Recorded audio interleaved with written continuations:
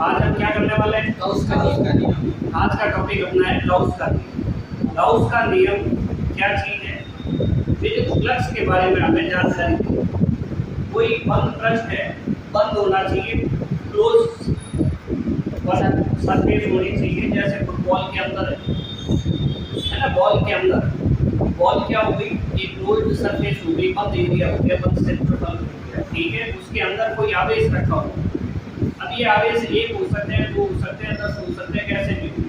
हमें पता है धनावेश है तो सिंबल देखा है, बाहर निकलती है, और ऋण आवेश है उसके अंदर देखा है, प्रवेश करती है। सही है।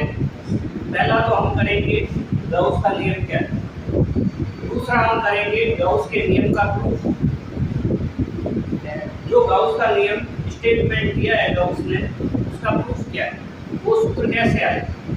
और तीसरा हम करेंगे इसके लिए इम्पोर्टेंट पॉइंट, ठीक है।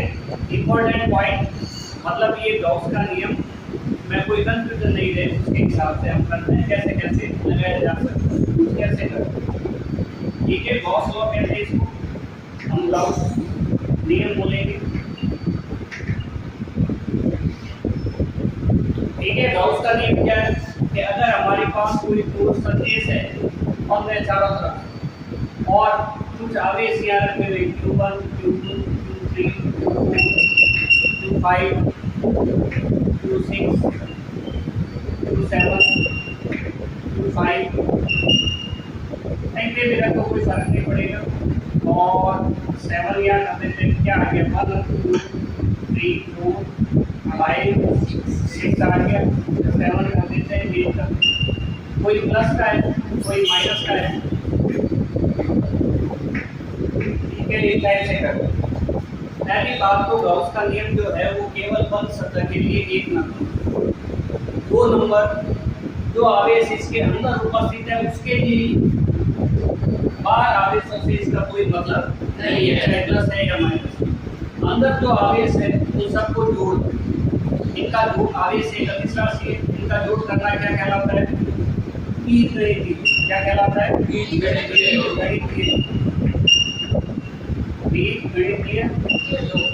कहलाता है, ठीक है। इसको सिग्मा क्यू कहते हैं, समेशन ऑफ क्यू। और ये होता है Q1 + Q2 + Q3 जितने होते हैं वो सारे के सारे। तो ये हमारे पास हो जाएगा, बोलो क्या, Q1 + Q2 ठीक है। ये माइनस है, माइनस लिखेंगे इसको, Q8 minus +Q5 + Q6 minus Q, जैसा निशान है वैसा का वैसा ले।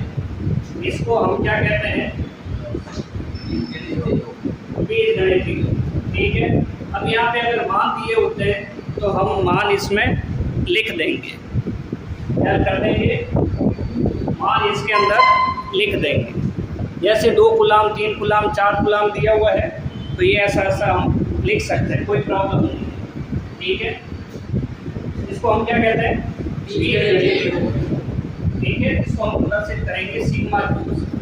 सपोज ये भी आवेश इसके अंदर है तो सिग्मा क्यू की वैल्यू इसके बराबर हो जाएगी क्यू के बराबर, और इसकी वैल्यू दी हुई है तो जोड़ लेंगे, घटा लेंगे, कुछ कर लेंगे, ठीक है ना। तो ये बीच में सब काम आएगा, इसलिए बताओ।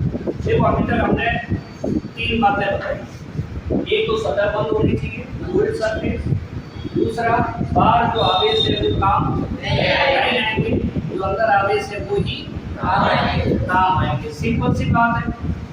नेक्स्ट तो स्टेटमेंट है, इसको याद करो, आप याद करो। गाउस के नियम के अनुसार, ठीक है। बोलते हैं एक बार, किसी बंद पृष्ठ के अंदर उपस्थित आवेश का मान, आवेश किसी बंद पृष्ठ से निकलने वाली फ्लक्स, किसी बंद पृष्ठ से निकलने वाली फ्लक्स उसके अंदर उपस्थित आवेश और एप्सिलॉन 0 के अनुपात के बराबर होगी। किसी बंद पृष्ठ से निर्गत फ्लक्स का मान उसके भीतर उपस्थित आवेश और एप्सिलॉन 0 के अनुपात के बराबर होगी। अगर आवेश एक नहीं हो और इस तरह से बहुत सारे, तो हम बोलेंगे आवेशों के बीजगणितीय योग और एप्सिलॉन 0 के अनुपात के बराबर होगी। लिखते हैं। किसी बंद पृष्ठ से निर्गत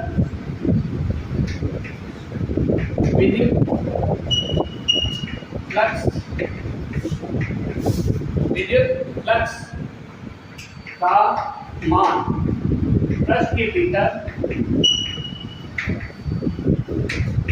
उपस्थित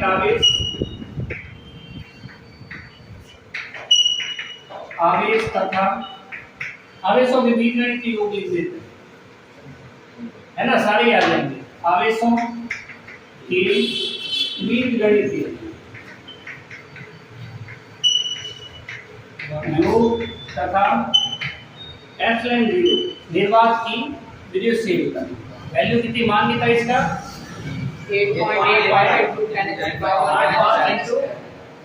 10 की पावर -12 है ना, 8.85 into 10 की पावर माइनस मात्रा बोलो कूलम स्क्वायर और न्यूटन मीटर स्क्वायर। सही है, ये वैल्यू है। जैसे ही सामने आया फटाक से डिवाइड हो गया। मात्रा विनिमय अपने को याद है, एप्सिलॉन जीरो के अनुपात के बराबर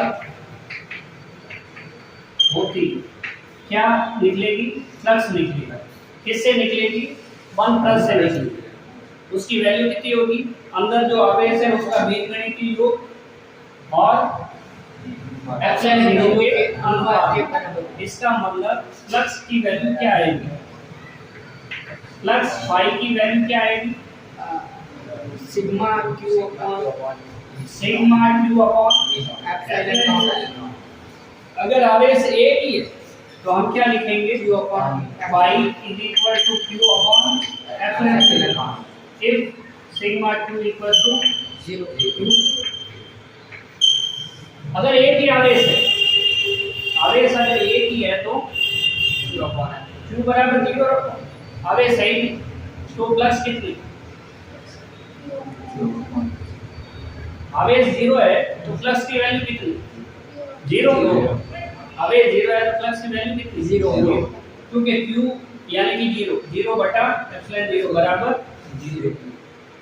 सही है, यानी कि पृष्ठ के भीतर आवेश उपस्थित ही नहीं होगा तो फ्लक्स कहां से निकलेगा? हमें मालूम है धनावेश से विद्युत फ्लक्स निकलती है और ऋण आवेश से विद्युत फ्लक्स प्रवेश करती है। सही है क्या? एक फार्मूला है हमारे पास कि k बराबर 1/4 पाई एप्सिलॉन 0। 1/एप्सिलॉन 0 किसके बराबर? 4 पाई के। ठीक है, तो 1/एप्सिलॉन 0 की वैल्यू यहाँ पे रखते हैं। पाई इक्वल हम इसको 1/एप्सिलॉन 0 into 2 लिख सकते हैं क्या? लिख सकते हैं, इसको लिख सकते हैं, लिख दिया। ठीक है, अगर लिख दिया तो हमारे पास हो गया फाई बराबर 4 पाई के क्यू into q। ये q क्या चीज है? आवेश। इसके अंदर उपस्थित आवेश, बाहर वाला तो लेना ही नहीं। नेक्स्ट, इस q की जगह क्या हम सिग्मा q लिख सकते हैं? दोनों एक ही। हमें अंदर एक आवेश है तो q है, अगर आवेश बहुत सारा इतने अलग अलग आवेश है सिग्मा q लिख दो, कोई फर्क नहीं पड़ेगा। ठीक है, तो इसको भी तो गाउस का नियम कहते हैं। तो हम ये भी बोल सकते हैं कि किसी बंद पृष्ठ के भीतर उपस्थित आवेश तथा 4 पाई के गुणनफल के बराबर होती है। क्या बराबर होती है? निर्गत फ्लक्स। जो फ्लक्स आउटवर्ड होती है वो इसके प्रोडक्ट के इक्वल होती है। ठीक है, अतः किसी बंद पृष्ठ के भीतर ये फ्लक्स से निर्गत फ्लक्स का किसी बंद पृष्ठ से निर्गत फ्लक्स का मान निर्गत फ्लक्स का मान पृष्ठ के भीतर उपस्थित आवेश तथा 4 पाई के गुणनफल के बराबर होता है या होती है। जहां पे के क्या है, कूलाम नियतांक। मालूम है के होगा अपने, के बराबर बोलो 9 × 10 की घात 9 × 10 की घात 9 आकर बोलो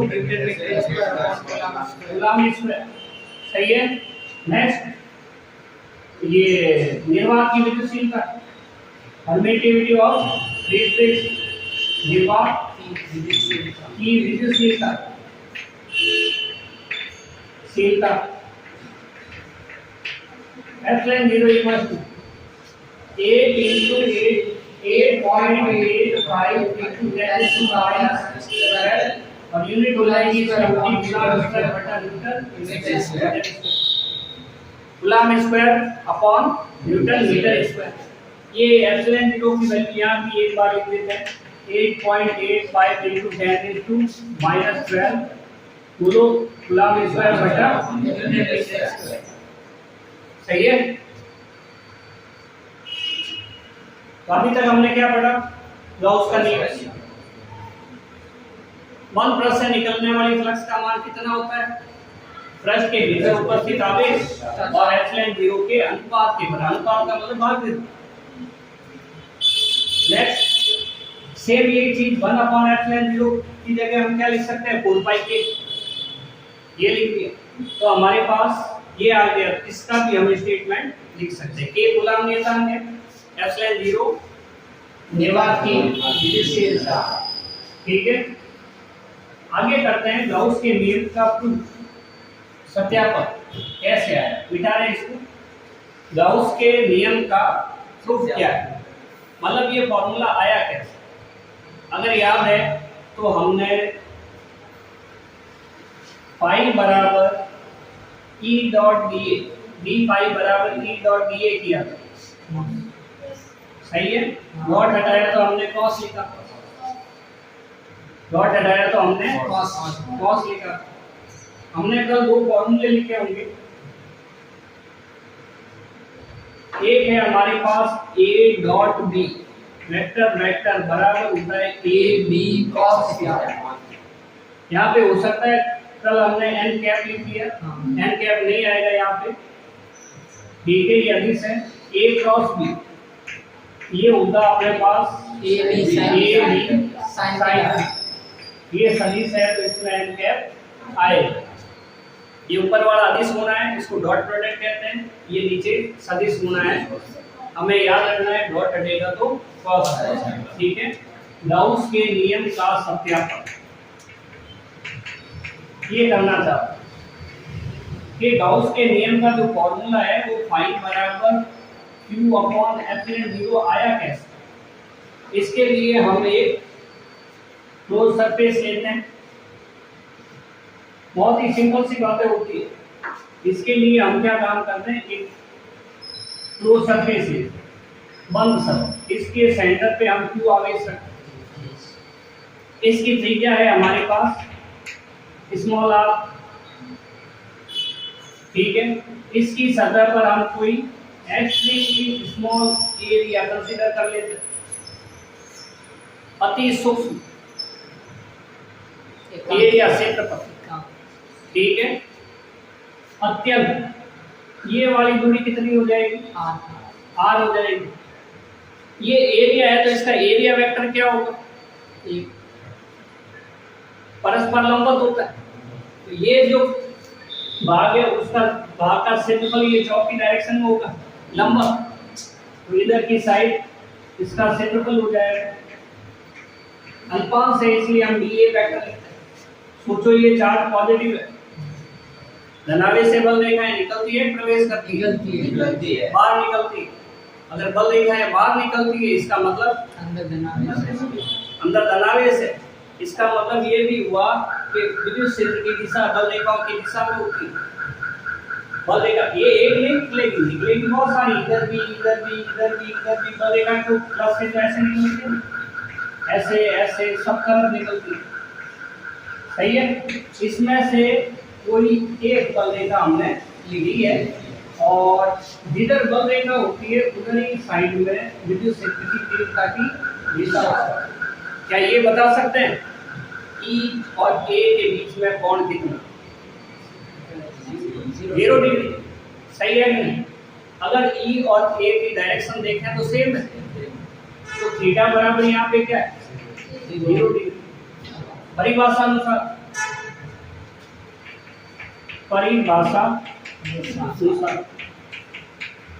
बी फाई बराबर ई डॉट बी।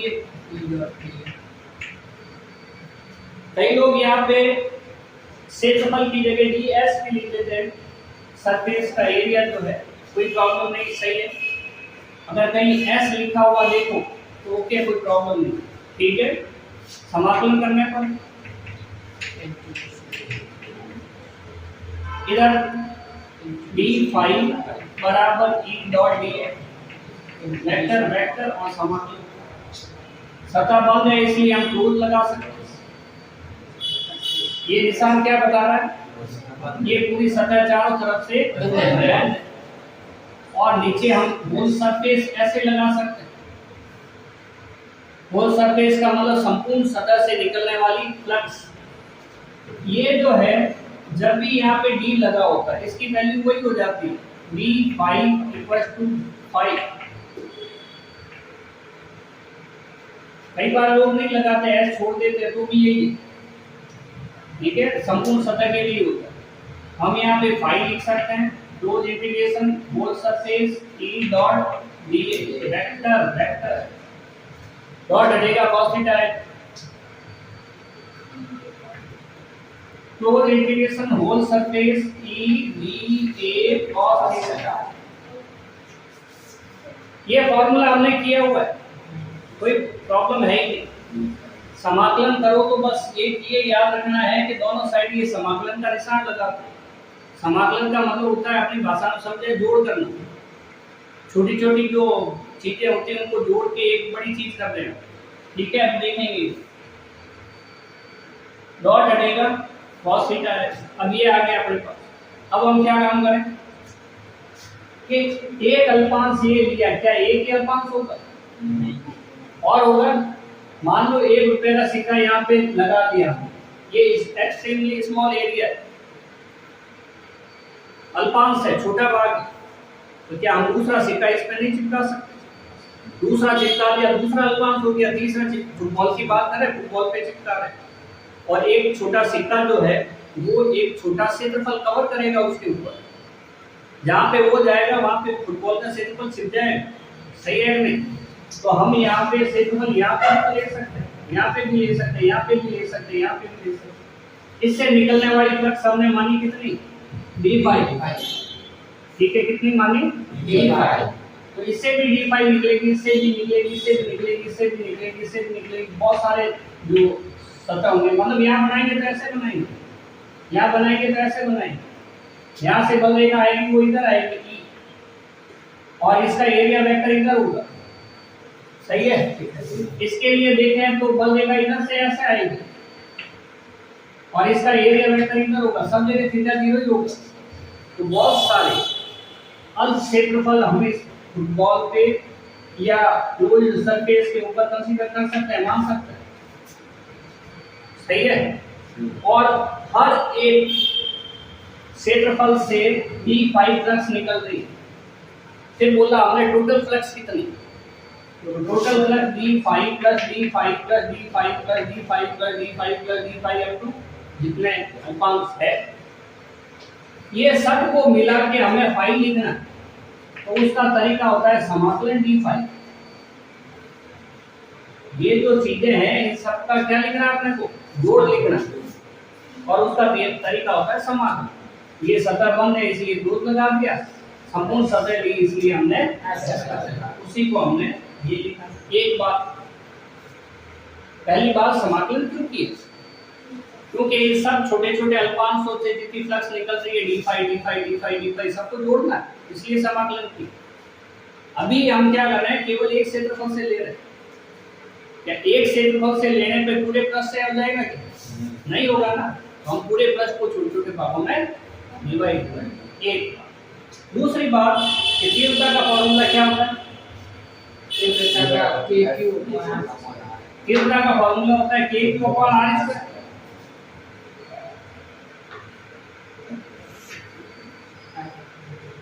तीव्रता का होता है k q upon r square. हमने फॉर्मूला लिखा k q upon r square. E की वैल्यू, अगर E की value k q upon r square है, k तो कांस्टेंट है। क्या ये आवेश बदल रहा है? ये क्षेत्रफल बदलने के साथ, क्षेत्रफल यहाँ पे है, फिर यहाँ पे है, फिर यहाँ पे है, तो आवेश बदल रहा है। आवेश कांस्टेंट है, तो q क्या है? कांस्टेंट। सही है नहीं? क्या r बदल रहा है? यहाँ से यहाँ तक की दूरी इसकी त्रिज्या के बराबर है, रेडियस।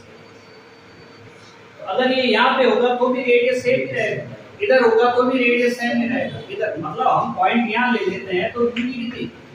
रेडियस के बराबर। पॉइंट यहाँ पे कंसीडर करते हैं तो r, और यहाँ पे करते हैं तो इसका मतलब दूरी भी कांस्टेंट है, r भी constant. r equal to constant. अगर दूरी कांस्टेंट है, q कांस्टेंट है, k कांस्टेंट है, तो e कैसे बदल सकता है? e भी कांस्टेंट।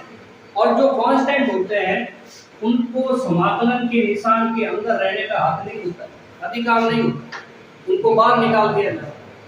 और कोई भी निकाल सकता है, कोई प्रॉब्लम वाली बात नहीं है। आप लोग करोगे तो आप लोग भी निकाल सकते हो, अभी मैं निकालूंगा। देखो कैसे, फाई बराबर एक लाइन तो ये लिख देते हैं, फाई बराबर e बार ले लिया, close integration s va cos theta. Reason क्या है? e कांस्टेंट है, नियत बदल नहीं रहा, नियतांक। और जो नियतांक है उसको क्या नहीं है? समाकलन के अधिकार ही नहीं। बाहर निकालो उसको, निकाल दिया। निकालना चाहिए, कभी कभी किसी को बाहर निकालना चाहिए। नेक्स्ट आगे करते हैं। फाई बराबर e va cos की वैल्यू 0, थीटा की वैल्यू 0 और cos 0 की वैल्यू cos 0 की वैल्यू 1। मान याद होने चाहिए, sin 0 0 होता है, cos 0 1। तो phi equal to e close integration whole surface dA और a को लिखने की जरूरत है। क्या इसको हम a लिख सकते हैं? b a है। अगर इन छोटे छोटे अल्पांशों को जोड़ेंगे, a है। पिछली बार हमने क्या फाई किया, ठीक है, फाई तो इधर है, ये d फाई को हमने फाई किया। लेकिन अभी क्या यहाँ पे, अगर d फाई की वैल्यू फाई के बराबर हो सकती है तो dA की वैल्यू किसके बराबर? a के बराबर। फाई बराबर क्या? समीकरण एक लिखने की जरूरत नहीं। यहाँ पे आप लोग चाहो तो लिख सकते हो, तो radius surface dA equal to a। अब यहाँ पे देखें कि अल्पांश का क्षेत्रफल कितना है? dA। इसके पास लिया उसका कितना है? dA। उसके पास लिया उसका कितना है? dA। ऐसे बहुत सारे dA। अगर हम इसको जोड़ना चाहें तो उसका तरीका क्या है? इतने कितने लिखेंगे? अगर ये क्षेत्रफल 2000, 5000, 10000 होंगे तो इतने कितने लिखेंगे? तो इसलिए हमारे पास समाकलन का तरीका है dA लिख देते। और ये a के बराबर हो जाए, बंद है तो गोल लगा दो, गोल सरफेस लेना तो ऐसे लगा सकते। नेक्स्ट, तो एक बात तो हमें पता चली कि e की जगह e की वैल्यू लिखेंगे kq अपॉन r स्क्वायर, और a की जगह क्या लिखेंगे? a है इसका क्षेत्रफल, और ये आकृति कैसी दिखाई दे रही है? एक शेप है स्फीयर, स्फेरिकल है। स्फेरिकल का area 4 pi r square. a equal to होता है 4 पाई r स्क्वायर, हमेशा नहीं, स्फीयर के लिए, गोले के लिए। सही है? सर्कल वृत्त का अलग होगा, बेलन का अलग होगा, क्यूब का अलग होगा, क्यूबॉइड का अलग होगा, सबका अलग होगा। गोले के लिए कितना? 4 पाई r स्क्वायर। ऊपर वाला भाग जो है 4 पाई r स्क्वायर।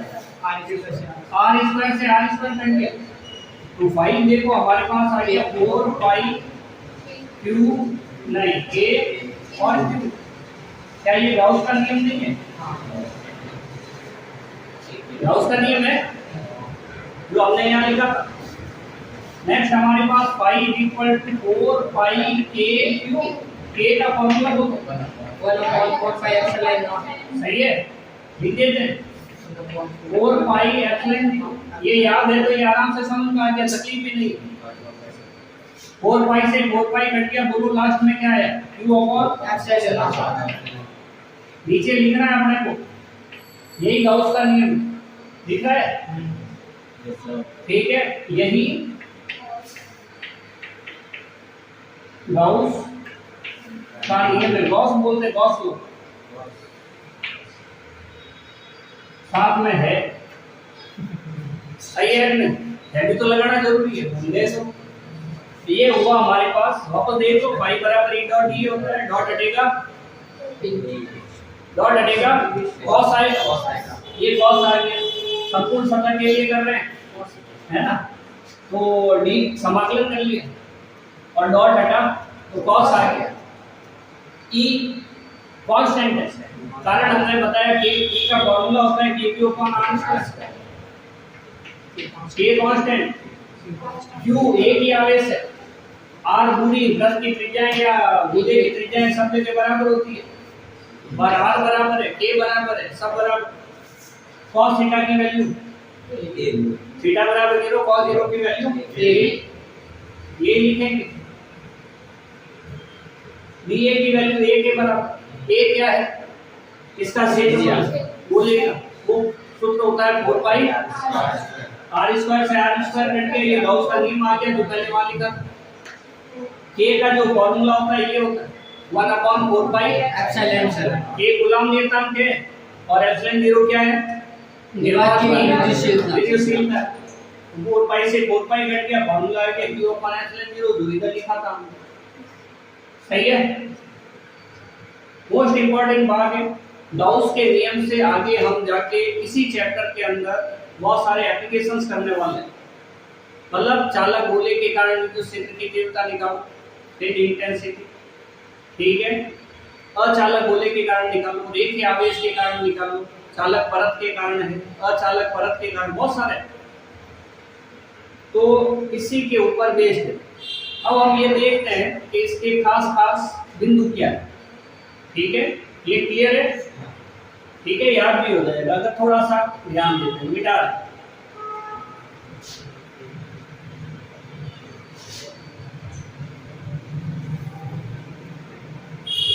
किसी फ्लक्स के भीतर आवेश कितना, जो आवेश अंदर है वही काम आएगा, बार बार आवेश नहीं आएगा। पहला पॉइंट, ठीक है। मुख्य बिंदु,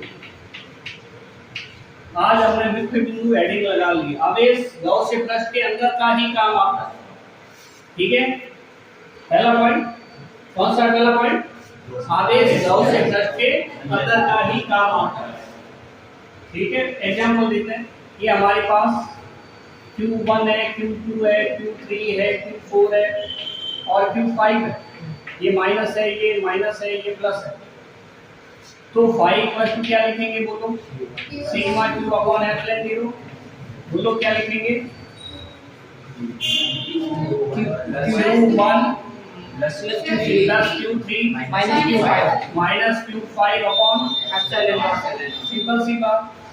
हमने Q2 और Q4 को नहीं लिया क्योंकि वो बाहर है, सिंपल सी। दूसरा, ये शेप पे निर्भर नहीं करता, शेप कैसी भी हो, इसकी आकृति कैसी भी हो। एक आकृति हम बनाते हैं ऐसी, इसके अंदर Q है। एक आकृति हमने बनाई ऐसी, इसके अंदर भी Q है। मध्य जैसी बना, एक आकृति हमने बनाई ऐसी,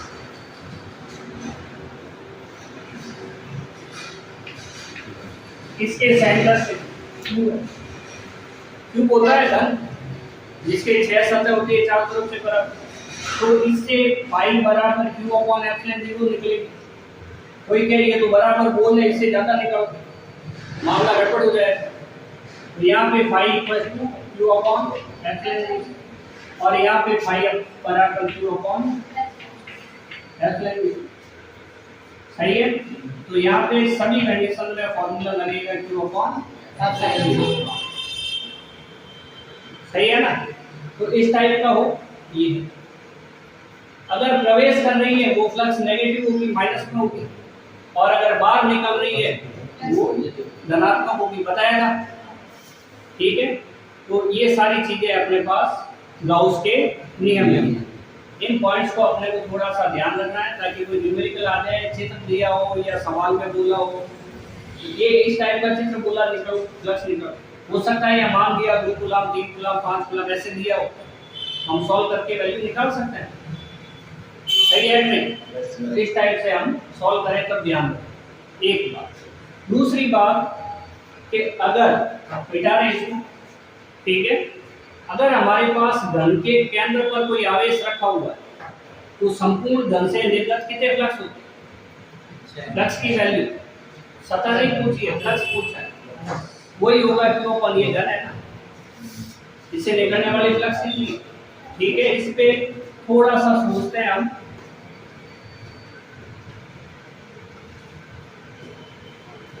आसान सा है, बड़े ध्यान से देखना। ये हमारे पास एक घन है,